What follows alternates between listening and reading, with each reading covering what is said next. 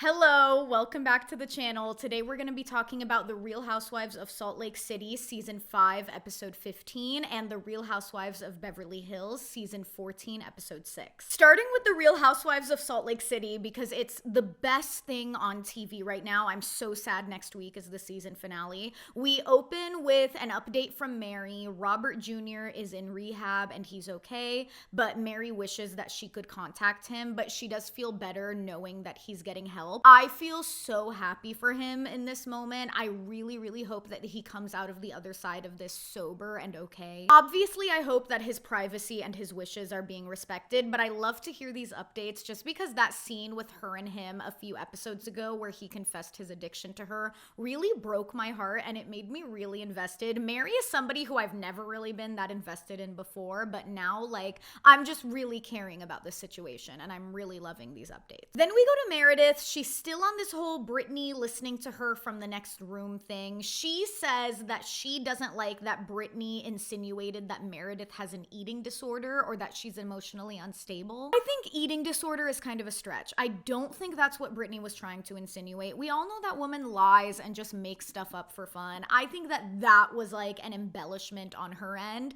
but I do believe that she heard Meredith crying. I feel like that's like a really specific lie to just make up. And honestly, I don't even think Meredith is emotionally unstable. I do think that she's heavily medicated. Just the way she talks, the way that she's constantly slurring her words in every single conversation, the way that her head is always just kind of tilted down. I just feel like that woman is always on something that calms her down. Then all the ladies get into a Sprinter van and you know always goes down in a Sprinter van. Lisa immediately gets down to business. The door closes and immediately Lisa's like, I have something to say. I guess after dinner, Bronwyn went to Lisa's room and said that she wasn't happy with how dinner went, and she told Lisa that people have been talking about her behind her back. And honestly, from here, it immediately turns into a show. Whitney tells Lisa that she's not the only one who gets to talk, and Lisa calls her a bitch and says that she's trashy. Immediately, all of the women are screaming at each other. Everybody's going back and forth. Then they cut to Brittany. They have a little over-the-shoulder shot,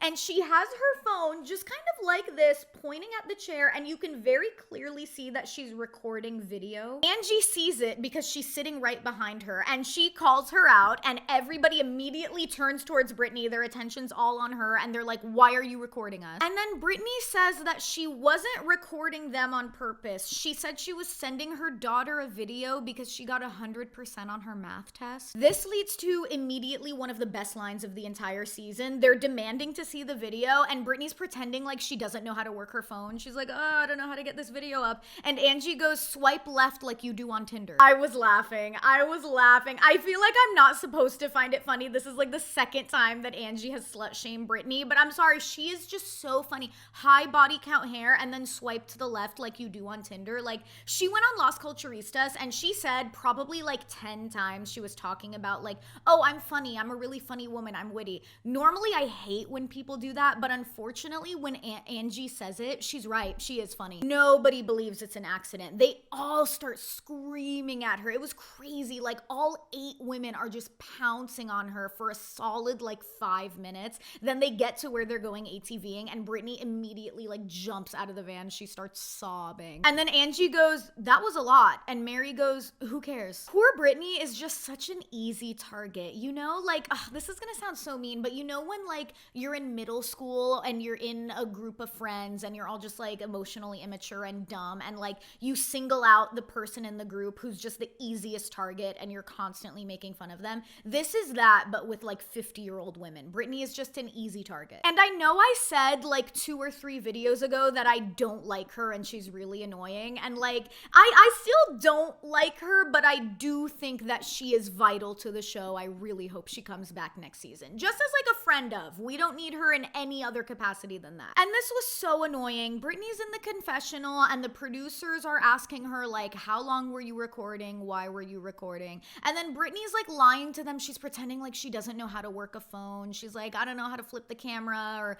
no, I was only recording for like 3 seconds. I couldn't figure out how to flip the camera. You're not a 80. You're like in your 40s or 50s. Everybody knows how to use an iPhone. I mean, seriously, the worst cop-out of all time is pretending like you don't know how to use an iPhone. That just doesn't work. Just be honest. Just say like, you know what? Yeah, I was recording. Or just pretend it was an accident. But don't sit here and say you don't know how to flip an iPhone camera. These women are taking selfies all day. In the off season, they basically become influencers. You know how to flip an iPhone camera. It comes up again at lunch, and Brittany keeps changing the story. She's saying, oh, I was trying to flip the camera, or oh no, I was only recording for 2 seconds. Oh, I wanted to send a picture to my daughter of me doing a peace sign because she got 100% on her math test. Then she realizes this isn't working. So she's like, okay, I have to pivot. She starts crying again, and she goes, the only thing I haven't been honest to you about is that Jared and I actually do have a physical relationship. Angie goes, Jared's sleeping with every other woman in Salt Lake City. Thank God he's sleeping with her. It almost makes me ashamed to be making these types of videos because I'm like, I don't know if I could provide the kind of quality commentary that Angie is providing in the moment on the show. I actually feel like I don't know if I can live up to it. Then I guess it becomes kind of a sweet moment. All of the Mormons and the ex-Mormons kind of bond over it.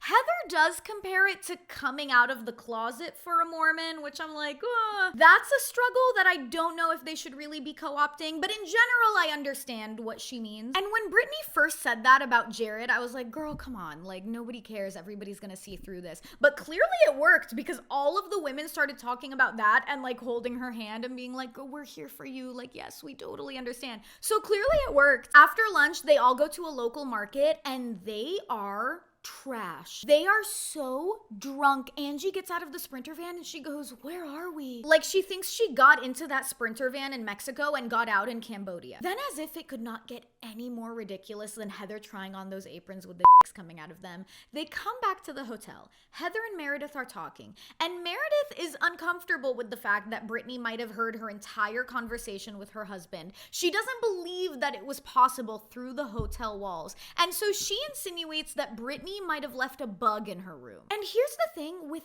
any one of these other women, I'd be like, oh, they're joking, or they're just doing this for the cameras, they're just doing this to be funny. Meredith is being 100% serious. Meredith and Lisa have that in common where they don't even know what the word grounded means. They are always fully on Mars, and at the same time, they are so litigious. That is a very dangerous combination. So then Meredith has this grown woman going into her hotel room and checking around, crawling on the floor, like looking for bugs in the room, as if Brittany knows where to get a bug and how to install a bug. She doesn't even know how to flip the camera on her phone. She brings up the theory at dinner and the women are actually speechless. They are actually so shocked. Whitney starts cackling and then Mary goes, why would anyone want to bug Meredith's room? She's so boring. I agree. I don't think there's anybody on this planet who wants to listen to a conversation between Meredith and Seth. I feel like that type of thing would be so boring. You could literally put it on Spotify under white noise and fall asleep to it. Then this last part all happens so fast and it kind of confuses me. Meredith thinks that Heather said that Meredith knows about emotional affairs and that's why she didn't support Bronwyn on the boat when she was talking about Todd's affair, because Meredith is also running around here having affairs. Meredith either thinks that Heather said that or Heather actually did say that to her. I think Heather did actually say that to her, but as like a joke. And then Meredith goes into Lisa's room and crashes out. She starts freaking out, going like, you can't tell these women anything. You can't tell these women anything. You tell these women one thing and what happens? And Lisa goes, weapon. And truly the cherry on top of this episode was that all of the women could hear them through the door, so it totally stands to reason that Brittany heard Meredith's conversation with her husband last night. This week is the finale. I'm so sad. I don't want it to end. I really think it's the best reality show on TV right now. We're probably gonna have a 3-part reunion, which makes me happy. We get it for like another solid 3 weeks, but I can't believe we're gonna have to wait like 9 months after that. Let's move on to Beverly Hills real quick. This was a fun one. I feel like BH is finally starting to pick up a little bit. It's another Kyle and Dorit heavy episode, but I feel like this one really pops off. We open with Bose and her man having a picnic by the beach, and I think this is the first time we're seeing her man, and he's fine. He's pretty cute. I like him for her. They seem cute together. They seem like they have a really cool relationship. I think she said that she's been in like abusive relationships in the past or just been with men who are like absolute losers,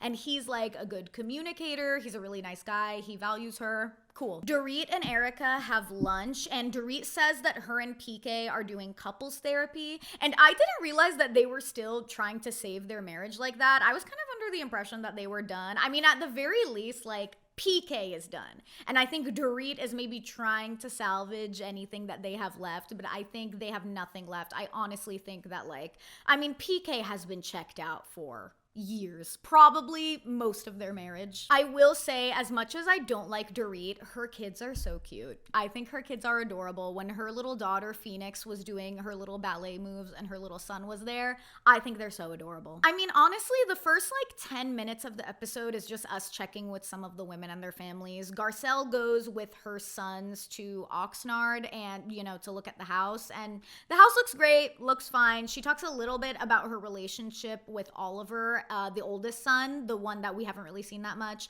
And it was tumultuous in the past because of his addiction issues, and it looks like he's on the mend now. He has an adorable little baby boy. So I thought that was really sweet. I mean, I really hope that that's something that Mary from Salt Lake City can experience in her future with Robert Jr. I want more of this from Garcelle. I want to know more about like her family, more about her relationships, what's going on in her personal life, because I feel like ever since she got on the show, really, her whole storyline has just kind of been like, I'm so busy to date, I'm too busy to spend time with my kids, I need to figure out how to spend more time with my kids, which, like, it's cute at first. Dr. Wendy Osefo has kind of a similar thing going on in Potomac, but like, I feel like that whole I'm so busy storyline gets so boring to watch. Like, I want to know more about you. I don't really want to know about your calendar. I don't care about your calendar. You know what I mean? Bose goes to Dorit's house, and Dorit says that her children don't know that her and PK are separated, which is so interesting because Mia in Potomac did the same thing. Her kids didn't know until a couple episodes ago that her parents were getting a divorce. So I think that's so interesting that that seems to be a common theme. I mean, like, I get it. I get why you're not just gonna like sit your kids down and tell them like your dad and I aren't together. Like, I understand that's something that's hard, but I think it's so interesting because Mia got a lot of hate from the Real Housewives fans from doing that, like hiding the divorce from them and then telling them on camera. And I wonder how Dorit is gonna navigate this. Like, how long is she gonna keep it a secret from them? Because like, those kids aren't really young. They're not like babies. I'm pretty sure the older one is like 10 and the younger one is like, I don't know, 8 or something. So like, kids know, you know what I mean? Kids notice things. Like, I understand they're used to their dad being gone for a long time, but I feel like they're gonna notice something's off. PK apparently blew up in therapy, came in super combative, not even surprised. I've always thought he was a pig. He definitely strikes me as just like a super disrespectful man. And I guess they were fighting about something, and PK just goes, "This is why I don't want to be married to her. This is why I can't wait to divorce her." Why are you trying to save that marriage? Erica meets with an interior designer, and when this scene first started, I was like, oh my god, snooze. Like, this is so boring. I'm getting sick of Erica, to be honest. I feel like the whole storyline with the fallout from Tom thing is just getting really boring. And I was like fully getting ready to just like walk into the kitchen and do something else. And then the interior designer started opening his mouth, and he was so funny that it totally saved the scene for me. I want to see more of him. Him just walking around, picking up different things in her house and being like, really? Ew. Like, oh my god, hide it. Don't look. I don't want to look at that. So funny. And that like saved the scene for me because honestly, I'm getting so sick of Erica, and I'm gonna need like something more from her quickly because I just feel like she's such a snooze fest right now. Erica's getting ready. She's being honored by the GLAAD Association at the Viper Room. And when she's getting ready, Garcelle reveals that like decades ago, she was at the Viper Room and she made out with Johnny Depp. Ew. And then they show up to the Viper Room and Kesha's there. And Kesha's there with Kyle. Kyle said that she and Kesha met on Instagram.